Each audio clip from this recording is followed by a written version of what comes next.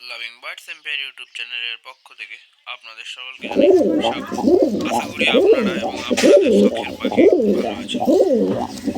আজকের টপিক হলো পায়রার ছেলে মেয়ে কিভাবে নির্ণয় করব, এই বিষয়ে আজকের ভিডিওটি আলোচনা করব।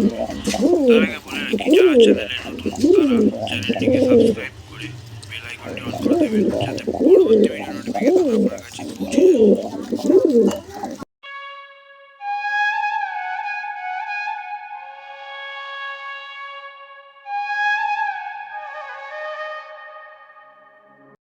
আজকের প্রথম পয়েন্ট হচ্ছে যে পায়রাটি দেখতে পাচ্ছেন এটি ছেলে পায়রা।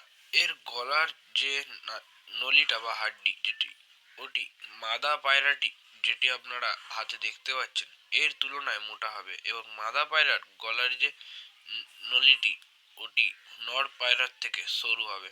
এই দেখে আপনারা পায়রার ছেলে মেয়ে নির্ণয় করতে পারবেন। আবার যে নর পায়রাটি দেখতে পাচ্ছেন এর বুক যতটা চওড়া হবে তার থেকে মাদা পায়রা যেটা আপনারা হাতে দেখতে পাচ্ছেন এর বুক তার তুলনায় ছোট হবে।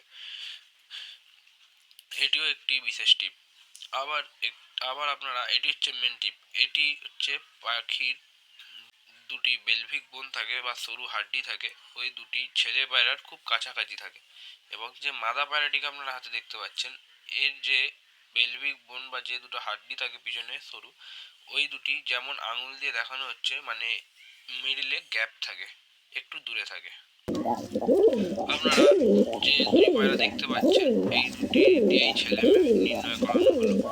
আবার ছেলে পায়রার ডাক মাদা পায়রার ডাকের তুলনায় অনেক বেশি হয়, এবং মাদা পায়রার ডাক ছেলে পায়রার ডাকের তুলনায় অনেক কম হয়। এই দেখেও আপনারা বুঝতে পারবেন কোনটি ছেলে এবং কোনটি মেয়ে।